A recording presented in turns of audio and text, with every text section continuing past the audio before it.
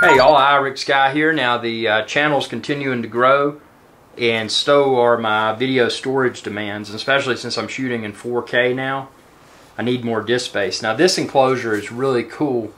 You can check the link within this video's description to find where to order it online, but basically all you do, and it'll hold up to 8 drives. You can use 2.5 inch as well.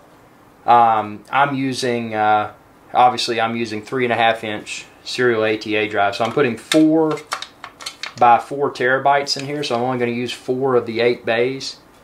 That'll bump me up to 4 times 4 is 16, so that's 16 terabytes. But even if I just stuck to 4 terabyte hard drives, which on today's market, because they've come out with, I think they get as large as 8 terabytes today, so it's an affordable way to add a bunch of less expensive hard drives. So if I put all 4s in here, 8 times 4 is 32, so I can have 42 terabytes of storage, which is pretty good. Now if I went with 8s, think about that, 8 times 8 is 64. So it's something that is future-proof. It does have USB 3.0 ports, as well as an eSATA port. So depending upon your computer, in my case I'm connecting it to my iMac, and I'll be using I'll be using USB 3.0 for that.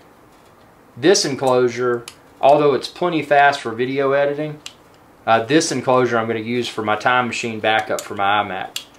Because my primary video storage that I use for editing and whatnot is my StarTech Thunderbolt 2.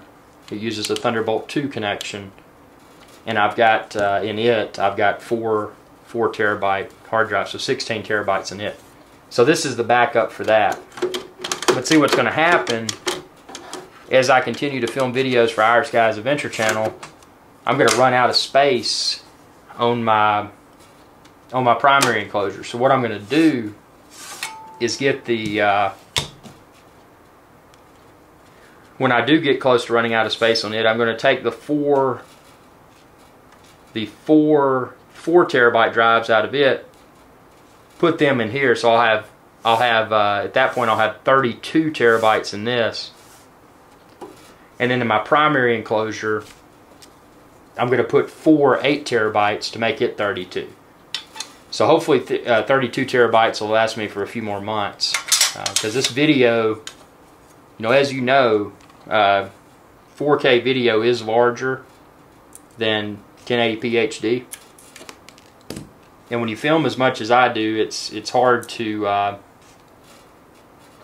ever have enough disk space. And doing a lot of research for enclosures, this was the one that stood out in my mind because it has 8 bays, and it's it's somewhat future-proof. I mean, for most people, if you're not a video editor or have the need for large files, this thing is you'd probably never fill it up in a lifetime. But for me, editing 4K videos every day, and I mean some of the clips I discard because I don't really necessarily need to keep them. But like really cool videos that I film when I'm out of the country and stuff, those are videos I want to keep, and I don't just want to keep them on my primary hard drive enclosure, which is my Thunderbolt 2. But I want to have a backup, a time machine backup of all that, and that's where this comes into play. And again, this USB 3.0 is plenty fast if you want to use it for a primary place to store your videos for Final Cut Pro editing, etc.